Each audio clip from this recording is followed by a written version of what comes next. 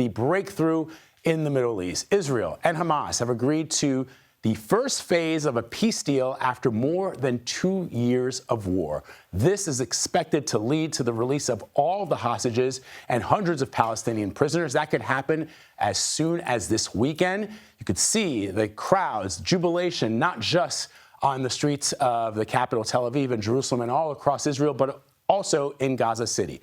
What's happening now, at this very moment, the Israeli government is convening to approve this deal. So that is the last piece of the puzzle that we're waiting for before we can sort of say to you that this thing is done. There's still a lot to do after this first phase, but let's bring in CBS News reporter Haley Ott, who's joining me now from Tel Aviv to talk more about this. So, Haley, what do we know about what's been agreed to? Just break that down for us, where things go from here once the Prime Minister's Security Cabinet convenes and approves this first phase.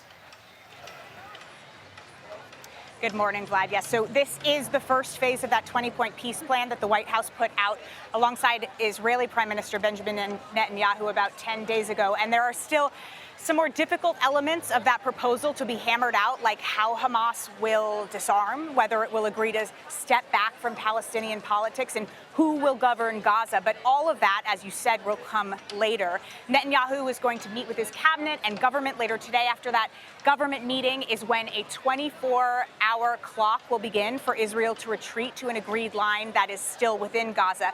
Then a 72-hour period will begin for Hamas, during which it will be required to release all of the hostages.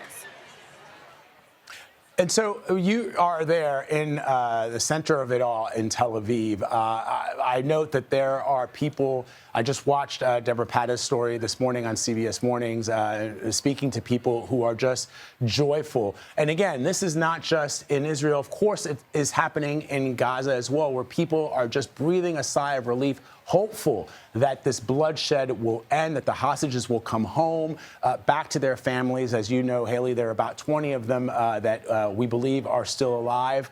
How are people in Hostage Square responding? What have they told you? Absolutely, yes. We've seen celebrations across Gaza, and I wonder if you can see behind me, this square is completely full. This is a symbolic place where people have gathered throughout the war to be with one another when hostages have been freed and other partial deals, to support one another and the hostage families. And now people are gathering here because, as you'd expect, this is an enormous day. I want to bring in Udi Goren, whose cousin Tal Haimi was killed during the October 7th attack, and his body was taken into Gaza. Thank you so much for joining us. How does today feel for you? Well, the first thing is there was a huge sigh of relief. I mean, this is what we've been striving for these 2 years, when we were out rallying, protesting, when we went all over the world, when we went to the Israeli parliament. This was the moment that we were waiting for. And then after that, there's a little bit of caution, because we have been let down before. You've just spoke about the difficulties that might arise. Hamas is already saying they might not find all the murdered hostages. My cousin is one of the murdered hostages. So there is this caution there as well. And what will you do when your cousin is returned? We have a lot to do here in Israel. As far as I'm concerned, first and foremost is to have this moment of acceptance, to have an actual grave, to know where his body lies, and that would enable me and the rest of the family to move forward, to start rebuilding and, you know, the life after the war. But aside from that, as far as I'm concerned, this war was a huge wake-up call, that there's a lot of things that need to be changed here in Israel. We need to mend a lot of things, both in Israeli society and in Israeli politics. And I plan to be a part of the repairment. Thank you so much. Sure. A huge day here at Hostage Square. I'm sure we'll be speaking to you later on. Back to you, Vlad. Yeah, Haley, before you go, I wonder if you could ask Mr. Goren a quick question for us, because one of the things that's been remarkable about these events is the fact that President Donald Trump has been able to use the blunt force of the presidency of the United States to bring these two parties to this moment here. No other American president has been able to do that in recent history. You'd have to go back to, sort of Jimmy Carter bringing together Menachem Begin and Anwar Sadat in Egypt. So I wonder what his reaction is to President Trump finally getting both the Israelis and Hamas, along with these intermediaries, to agree to this moment. Absolutely. Can I just ask you one more question? Please. What are your thoughts on President Trump's involvement in this deal and maybe getting it over the line?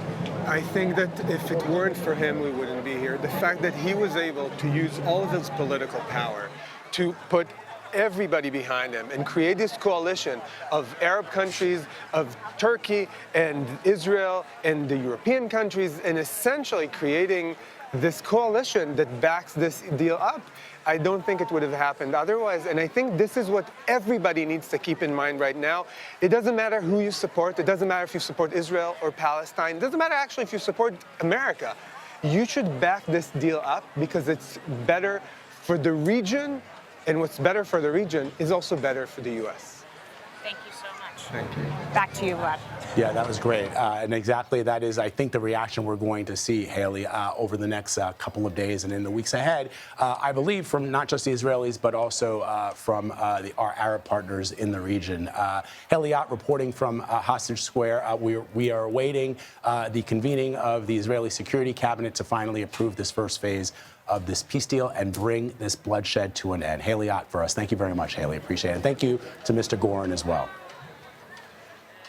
All right, let's go now to CBS News White House reporter Aaron Navarro for more on this. Aaron, you just heard there a major win for President Trump. I know that the White House is feeling very, very hopeful and optimistic about this. You just heard there from an Israeli citizen that they credit President Trump, as do many others, with actually getting this over the finish line. It's still got a ways to go, but we're nearing the end. We can see the end in sight.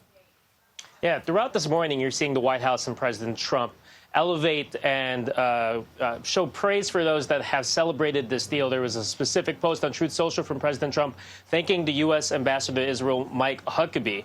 And the president also texted our colleague, Robert Costa, that he, quotes, feels very much confident that Israel and Hamas will continue to bring this deal forward. Take a listen to President Trump on Fox News following the announcement of this deal, talking about the impact.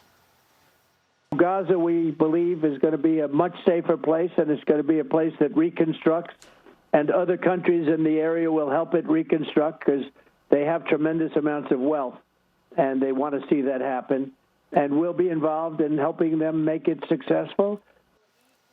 We're hearing from several administration sources that one turning point that led to this deal were the Israeli strikes on Doha. That was something that President Trump disagreed with and at one point put pressure on Netanyahu, and during an in-person meeting at the White House had him talk to the leaders of Qatar and apologize for those strikes. Administration sources say that that moment created, quote, positive opportunity and led to maximum pressure from President Trump on both sides to get this deal done. So, Aaron, the president is now suggesting, hinting that he may go to Egypt this weekend. I've heard it mentioned that he may even try to visit Gaza, which would be incredibly remarkable. What can you tell us about his travel plans? Yeah, sources tell CBS News that right now the plan is for President Trump to travel only to Israel and Egypt. He has said, as you mentioned, about traveling to Gaza. But that remains to be determined at the moment right now. Not explicitly part of the plans, though they are fluid. This is definitely a moment that he wants to be in the Middle East for, especially either right before or as hostages are released. We know that overall, from sources close to the president, he is viewing a potential legacy from his term currently as a peacemaker, and that he still wants to be considered for the Nobel Peace Prize, though the expectations inside the White House are low that he would get a, quote, fair hearing. Yeah. Aaron Navarro on a remarkable day here in the United States, but especially for Israelis and the folks who have been suffering so long in Gaza. Hoping that there's finally peace. I know that's what the president is pushing for.